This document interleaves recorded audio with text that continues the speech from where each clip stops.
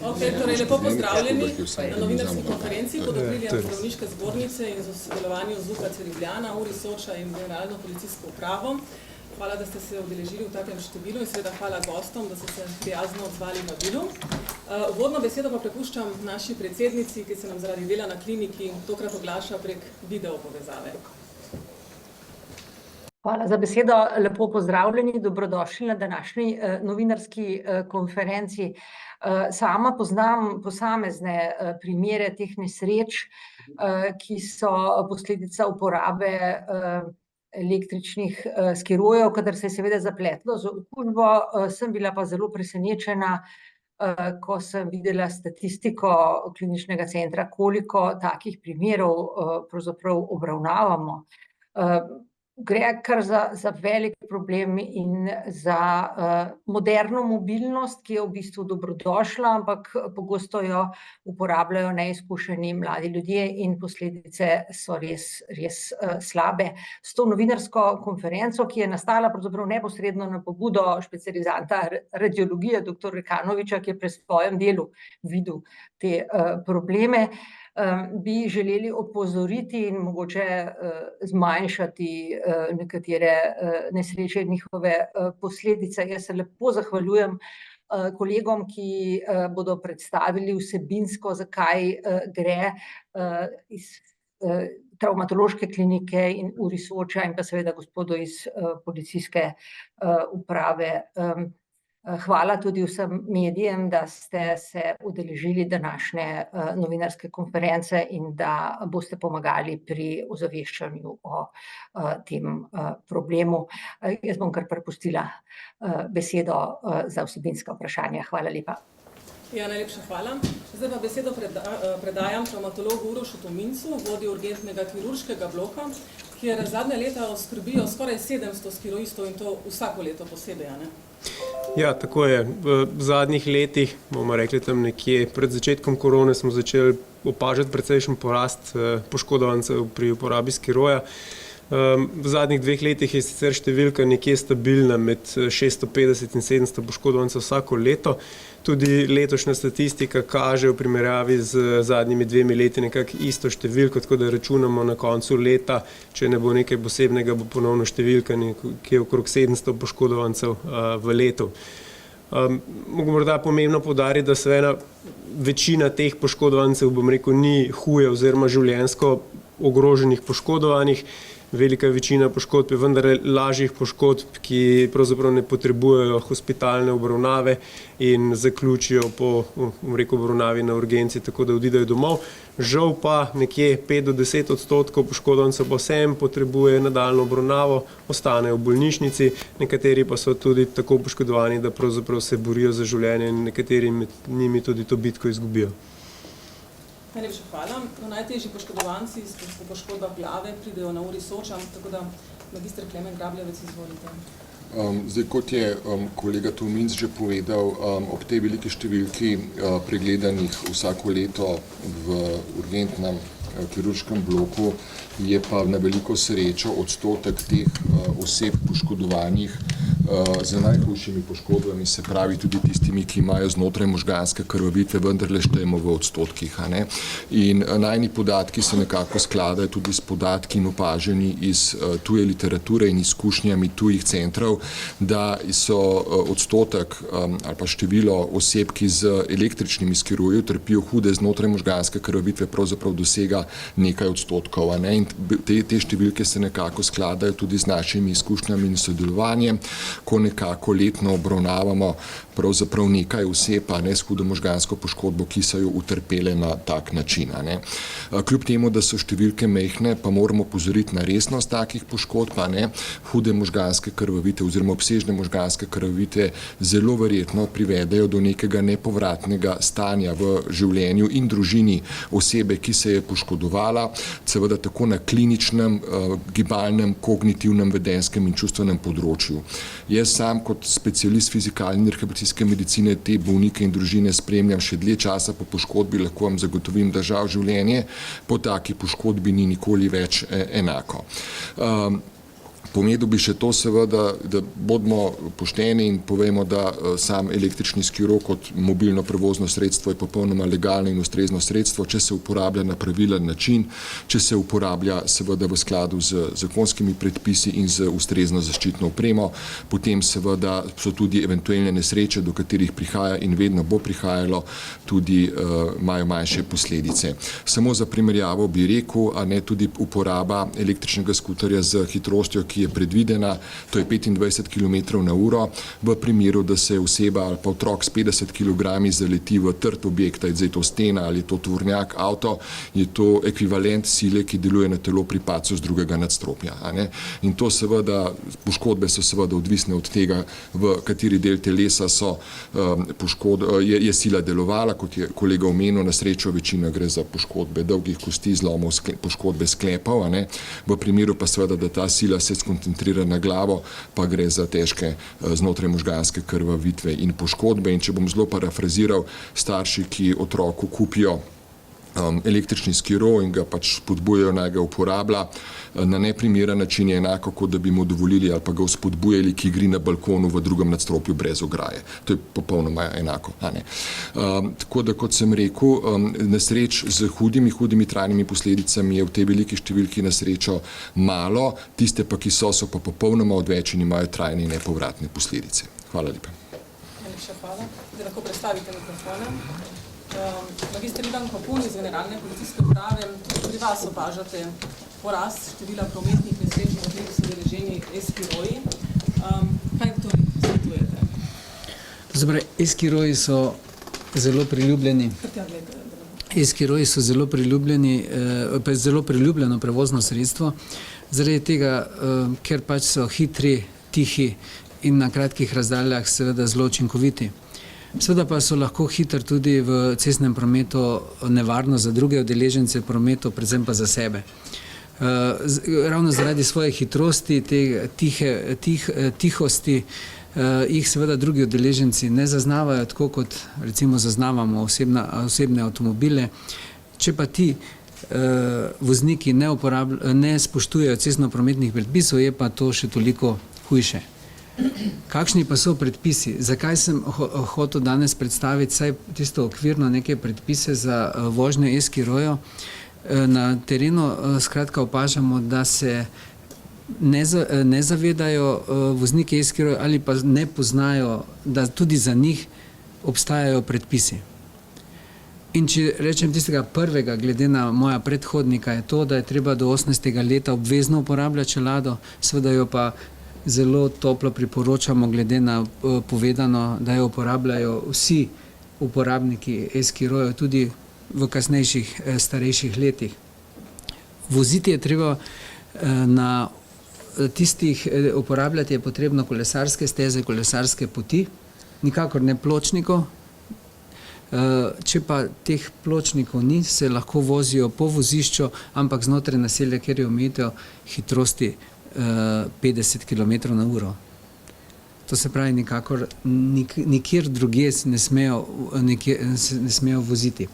Moram še povedati, da lahko vozijo na območjih za pešce, ampak tam so gostje in tam so glavni pešci, kar pomeni, da morajo voziti bistveno počasneje kot tistih 25, ko jim nekako se dovoljuje, ker pešci tam hodijo s hitrostjo 2 do 5 km na uro.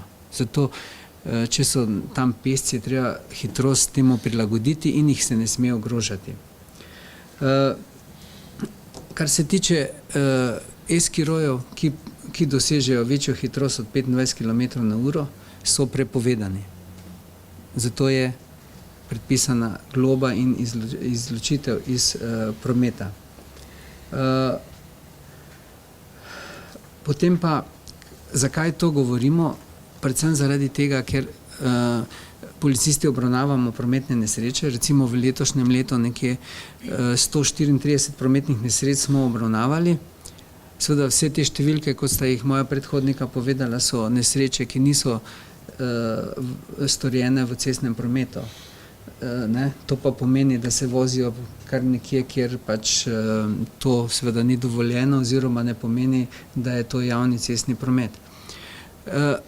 Kaj pa hočem pri tem poudariti je, da se večina teh prometnih nesreč konča z telesno poškodbo.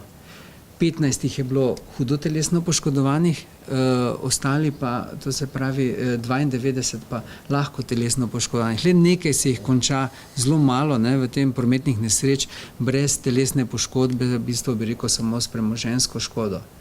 In vse te telesne poškodbe lahko privedejo do posledic, ki smo jih tle omenjali, ne. In vsaka taka posledica huda je seveda popolnoma nepotrebna. Nepotrebna. Kar se tiče dela policije, mi seveda smo s pojavom e-skirojev zelo bili ta glavni in vztrajali, da se spremeni prometna zakonodaja in da se saj določijo neka pravila, ki sem jih v grobem naštel.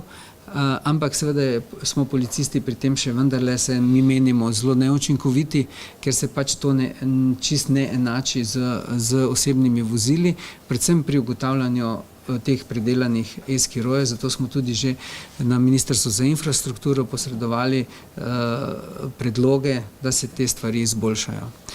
Pri pravilih sem še pozabil eno glavno stvar, to pa je vožnja pod vplivom alkohola in ostalih prepovedanih substanc. Prevladuje mnenje, da je to pa z e-skirojem dovoljeno. Ne, predpisi so popolnoma enaki kot za voznike osebnih vozil, kot za voznike tudi koles. To se pravi, da so zagrožene zelo visoke kazni za vožnjo pod vplivom alkohola in drugih prepovedanih substanc. Seveda, v imenu policije bi vsem skupaj, oziroma predvsem voznikom e-skiroja zaželo varno udeleževanje v prometu, predvsem pa spoštovanje cestno-prometnih predpisov. Najlepša hvala. Zdaj pa priložnost za vaše vprašanja, pa prosim samo povejte, za koga je vprašanje, da predstavimo mikrofon. Noemi iz Medoverneta. Jaz bi vprašala, koliko od teh 700, ki ste jih obravnavali, oziroma 650 do 700 je otrok, pa pri koliko je, če se mogoče ve, kriva hitrost. Se pravi, statistika, mi smo pogledali statistiko, se pravi polnoletne pa starejše. Zdaj, nekje dobra polovica je mlajših od 18 let. Letos je bilo približno 350 poškodovancev, 56% je bilo mlajših od 18 let. Kaj je bilo? Se tiče hitrosti, če je povezano s tistimi predelanimi skiroji ali pa... Podatka o hitrosti nimamo, tako da bi beležili, ali je bila to hitrost izven, bom rekel, zakonsko dovoljene, te statistike žal nimamo, tudi poškodovanci pravzaprav ne povedo. Ne. Je pa seveda, bomo rekli, lahko iz samih poškodb posredno sklepati na določeno hitrost. Poškodbe, s katerimi se srečujemo, ki so primerljive pravzaprav poškodbe, rekel, motoristom, nam govori o tem, da so navadno hitrosti tudi više od 25 km/h. Pa je prav to težava, recimo pri velikem deležu, pri večini, ali so tudi druge poškodbe povezane z uporabo e-skirojev? Ne, seveda, razpon, spektr poškodb je zelo širok. Velika večina poškodb je vseeno, bom rekel, lažjih poškodb, udarcev, odrgnin, bom rekel, zvinov, sklepov. Ampak seveda ob tem opažamo tudi delež poškodb, ki je pravzaprav, tako kot sem že omenil, primerljiv z poškodbami, ki jih srečujemo pri mobilnosti z višjimi hitrostmi. Zlom stegnenice potrebuje veliko energijo. Pri mlademu človeku mora biti to kar velika energija, da pride do zloma stegnenice, recimo. Ne. Serijski zlom reber prav tako. Ne. To so poškodbe, ki posredno lahko sklepamo, da je bila udeležena neka visoka kinetična energija, ki pa nastane pač pri visoki hitrosti. Kaj pa, sem še eno vprašanje, kako je z kaznimi?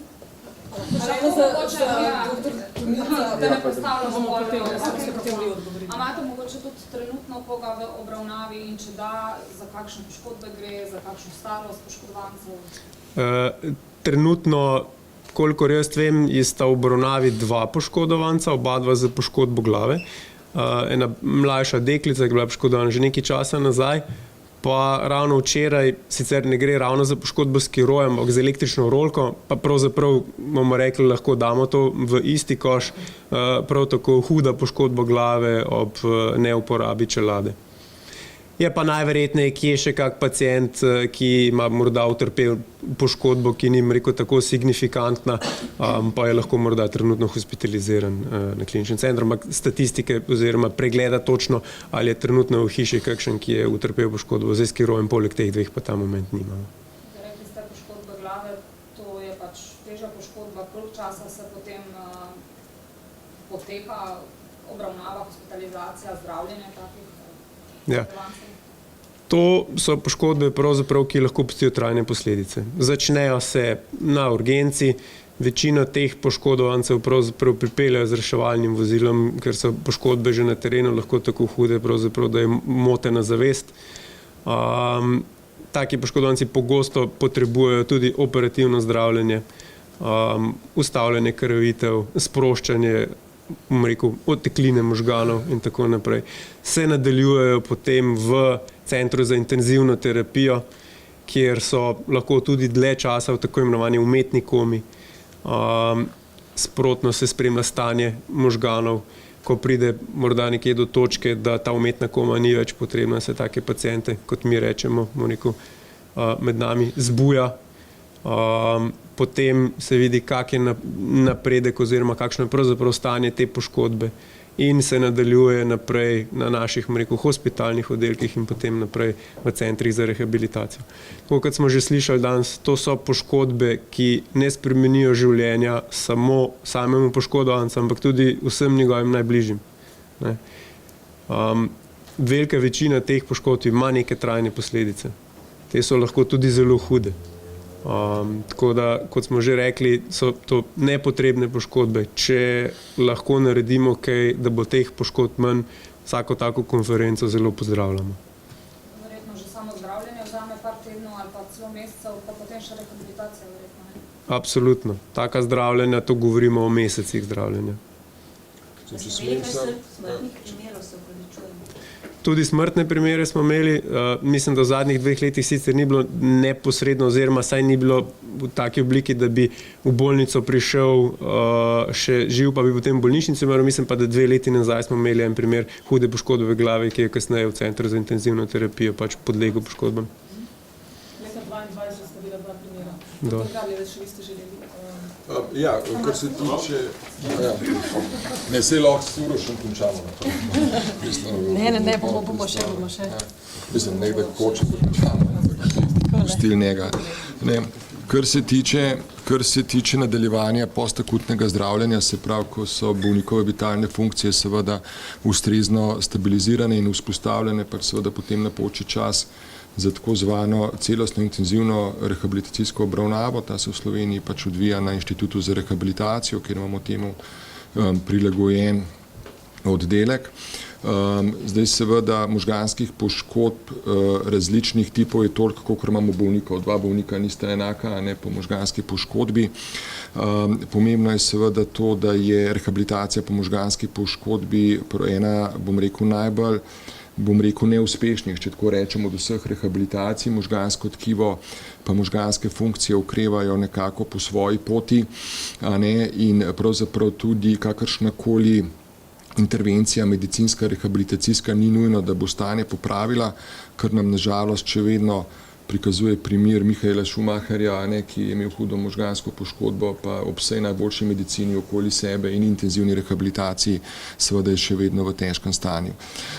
Trajanje celotnega zdravljenja, ali pa do prvega odpusta v domače okolje po premestitvi iz kliničnega centra na URI Soča pri hudi možganski poškodbi je 3 do 6 mesecev. To pomeni, da je bolnik na rehabilitaciji lahko povprečno 3 mesece, lahko se tudi podaljša v primeru, da stanje ni ustrezno temu za odpust v domače okolje. Najbolj žalostne so zgodbe, kjer potem bolnike premeščamo ne v domače okolje, ampak v različne negovalno-socialne ustanove in to mlade osebe.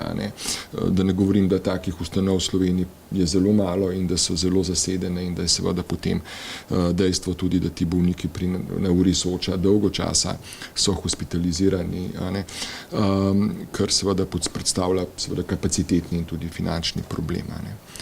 Tako da vsekakor gre za tistih nekaj poškodb in pravzaprav številke, ki jih je kolega Tominc povedal o trenutno 2 bolnikih, ki čakata očigledno na premestitev v našo ustanovo. Seveda je to nekako v skladu tudi z statistiko iz tuje literature.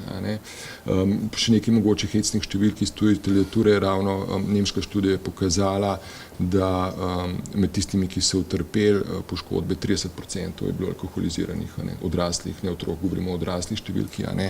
In zelo zanimivo, tudi približno 30% vseh nesreč se je zgodilo med 12. po noči in 4. zjutraj. Se pravi, noč je vseeno ena taka, ne vem, kakšne izkušnje so vaše, kolega, ampak iz nemških študij se kaže, da je večina poškodb, pa velik delež poškodb, ne večina, nastala v teh nočnih pa jutranjih urah. Kakšne so pa primerjave z nesrečami na kolesih? Pravzaprav zelo podobne.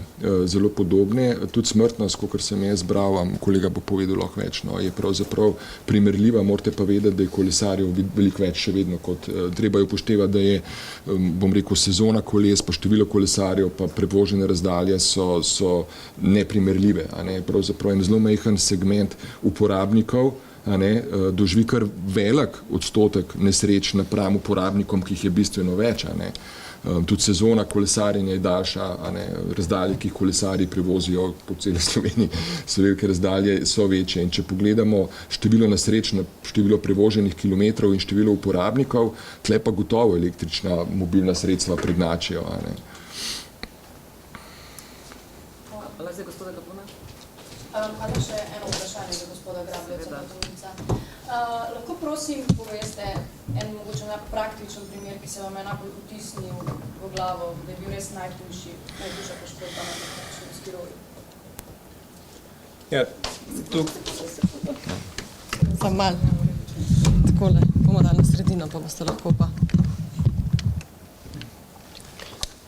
Jaz mislim, da je tudi današnja tema, ko se mi zdi bolj govorimo o poškodbah glave, kar nekak primer tega, kar je najhujše. Zdaj, seveda tudi poškodbe hrbtenice z poškodbo hrbtenjače, ki puščajo doživljenjske posledice, so zelo hude poškodbe, ampak seveda vseeno najverjetneje poškodbe glave, take, ki pustijo trajne posledice in nekega mladega človeka, ki ima pred sabo še praktično celo življenje in ves potencial pravzaprav spremeni v hudega invalida in tako, kot sem že prej rekel, ne samo njemu spremeni življenje, ampak predvsem tudi tistim okrog njega. To so zgodbe, ki ti ostanejo nekako v glavi in se jih morda spomniš tudi takrat, ko greš recimo na cesto kot kolesar, pa pomisliš na vse te stvari, pa mogoče malo drugače se peleš. Saj jaz osebno na te stvari tako gledam. Še gospod Kapun, boste odgovorili glede globa, Pogosto se preverja, pogosto izvajate kontrole, kar se tiče uporabe e-skirojev, so pogosto kazni, globe. Kakšne so, Damjana Švečer, pa če so kakšne posebne kazni še za predelane motorje, skiroje, te, ki imajo vožnjo omogočeno več kot 25 km? Ja, to se pravi, v okviru nacionalnih akcij, ki potekajo v Sloveniji pod okriljem Agencije za varnost prometa, je recimo v mesecu maju potekala aktivnosti povezane z nadzorom e-skirojev, drugače pa policija v vseh poostrenih nadzorih, ki jih izvaja tudi zoper druge udeležence v cestnem prometu, nadzira tudi e-skiroje, seveda pa tudi ob rednem delu, ker se, če ne druga, kak zaleti v tebe. Ampak pri tem, kot sem že na začetku povedal, smo dokaj neučinkoviti, ker je tle težje ugotavljati hitrost. Tako da glob recimo na letnem nivoju je med 500 in 600 izrečenih. kot pa je vprašala kolegica, pa nekih posebnih glob za predelana vozila, kar se tiče e-skiroja, ni, ne? Kar pa je seveda ta naša želja, ker imamo pri predelanih mopedih, motornih kolesih, osebnih avtomobilih bistveno večja pooblastila. Tudi se odzame tako predelano vozilo, si želimo, da bi se to presnemalo tudi na to področje. In to je naša želja in seveda naš predlog Ministrstva za infrastrukturo, da pač nas naredi bolj učinkovite. Hkrati pa tudi sami seveda gledamo na trgu tehničnih sredstev, da bomo v kratkem nabavili neko tehnično sredstvo, s katerim bomo mogoče bolj učinkoviti pri preverjanju hitrosti. Kako pa sploh ugotavljate, kako hitro lahko določen skiro vozi? Z radarjem. Isto kot ostala vozila, seveda zaradi ozke silhuete je to nekoliko težje, sploh s tem laserskim radarjem.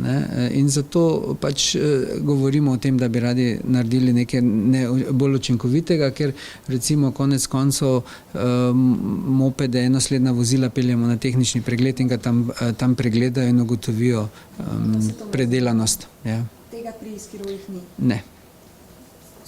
Mene še zanima, kakšni so najpogostejši mehanizmi nastanka poškodb z e-skirojem oziroma kdo so drugi udeleženci? Največ prometnih nesreč se zgodi zaradi nepravilne strani in smeri vožnje. Tudi za e-skiroje velja vožnja po desni, ne boste verjeli. Pa hitrost. Kar se pa tiče največkrat so e-skiroji udeleženi sami. Zaradi prehitre vožnje, recimo, bodisi tudi včasih zaradi kakšne nerodnosti in podobno. Drugače pa gre za trčenja v osebne avtomobile. Tle bi treba poudariti, da niso samo e-skiroji povzročitelji teh prometnih nesreč, so pa v glavnem povzročiteljih prometnih nesreč, kjer so udeleženi.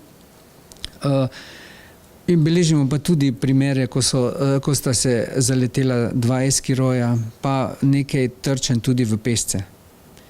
Ravno zaradi tega, kar sem omenil na začetku, ker jih enostavno pešci ne slišijo in naredijo kakšen gib, in če je ta vožnja neprilagojena, je seveda hitro pride do stika, trčenja in poškodbe ne samo voznika e-skiroja, ampak tudi pešca. Čas dopustov je po kempih, tudi vidimo otroci brez čelade, tudi nesreče. Tukaj pa verjetno težko o nekem nadzoru govorimo, ampak pričamo verjetno o osveščanju, kaj bi pač pričali tukaj starši. Res bi apeliral na starše. To so starši velik vzgled in seveda, če starši kršijo, je jasno, da bodo otroci tudi kršili. Seveda v kempih ne gre za pa po obali, vožnji po obali ne gre za javno cestno infrastrukturo, kjer bi bili podvrženi tem prekrškom, ampak vendarle glih tu vidimo veliko udeležencev, ki vozijo otroke na e-skiroju, kar je absolutno prepovedano. V cestnem prometu se ne sme na e-skiroju voziti noben drug kot samo ena oseba oziroma voznik. Razen, če seveda e-skiro ne bi bil prilagojen temu, ampak jaz nisem opazil še takega e-skiroja. In pa seveda, kako bi rekel, v prisotnosti otrok, tako kot vse povsod, ne krši cestno-prometnih predpisov, ampak v bistvu otroke učiti, kako se naj ravnajo v cestnem prometu in seveda spremljati njihovo razumevanje teh prometnih predpisov. To govorim tudi zato, ker e-skiro vozijo lahko starejši od 14 let.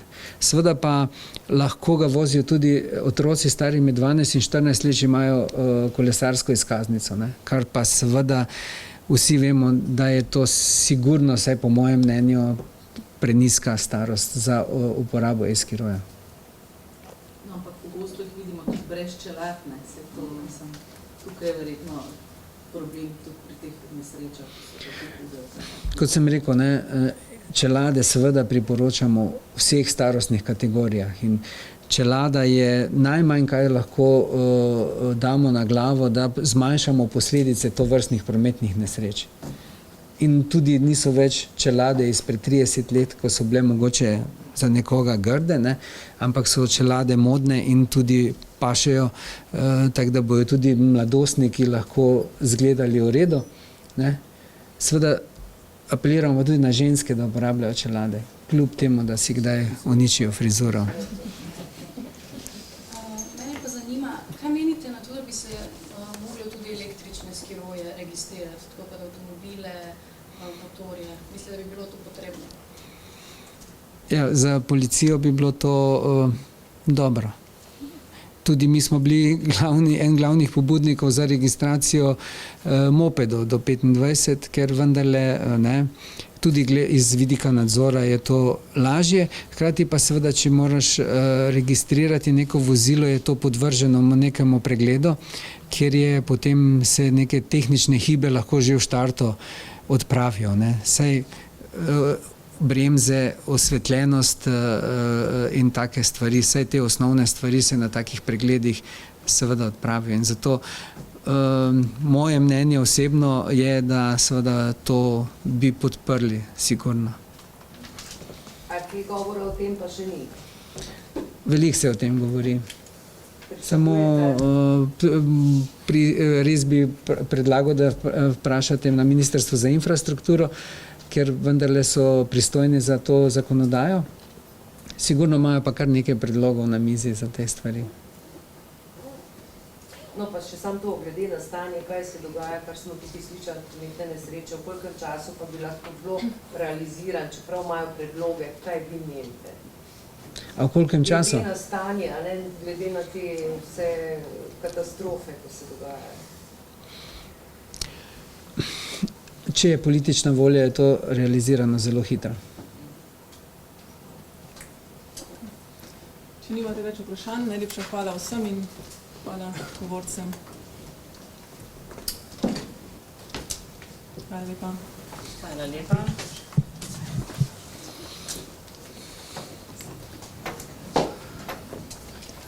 Sem hotel mogoče prej sam še omeniti, ko je gospod Kačun rekel, mi opažamo mogoče malo več poškodovanih tudi pešcev.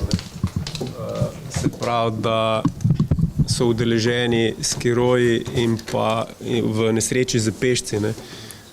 Seveda normalno je, da ob večanju števila skirojev jih seveda več vozi tudi po conah, kjer so pešci in je teh nesreč z pešci več. Tako da mi obravnavamo, sicer statistike tega ne vodimo, ali se je zaletel v pešca nekdo na električnem skiroju ali ne, ampak tako čez palec ocena pa je, da je teh pešcev, ki so poškodovani v nesrečami z skirojisti več.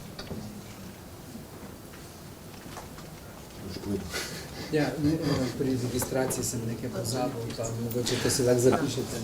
Pri registraciji vozila je ta e-skiro zavarovan. In potem je vse lažje.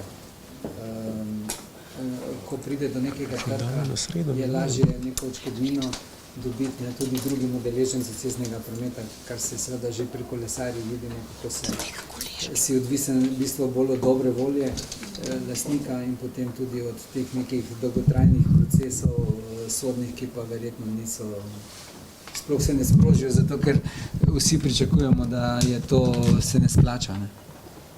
Pa verjetno je vse nekaj več nadzora, kdo to vse kupuje, ker jaz mislim, da vidim tudi predvsem mlajših otrok od 12. No, tle bi tudi rekel, apeliral na podjetja, ki prodajajo ta e-skiroje. Zadnjič sem prebral v časopisu, da na željo kupca ga predelajo. In jaz teh predpisov ne poznam tako dobro, verjetno je to neka druga inšpekcija. Ali je to sploh dovoljeno? Če je to dovoljeno, potem je treba tudi na tem področju narediti nekaj, da to se ne sme. Ne smeš predelati. Če ga že sami predelajo, so sami odgovorni, ne pa da te podjetje samo ponuja predelavo. To je za moje pojme povsem neprimerno. Mislim, da je bil leto nazaj prispevek na to temo, ker je prodajalec na televiziji povedal, da na željo kupca odstranijo blokado, že tako je tam. Tako je. Seveda pač najverjetneje potem s takim skirojem se ne smeš voziti na javnih površinah. Ne vem pa, kako Ne. je, če se ti, ne vem, po svojemu gozdu voziš z takim skirojem, tam pa verjetno. Tisto pa lahko. Kakšnega pristopa? Gobarja pa voziš. Primer, ne? Manjša možnost je sicer, ampak Tudi lahko. Ni pa nič.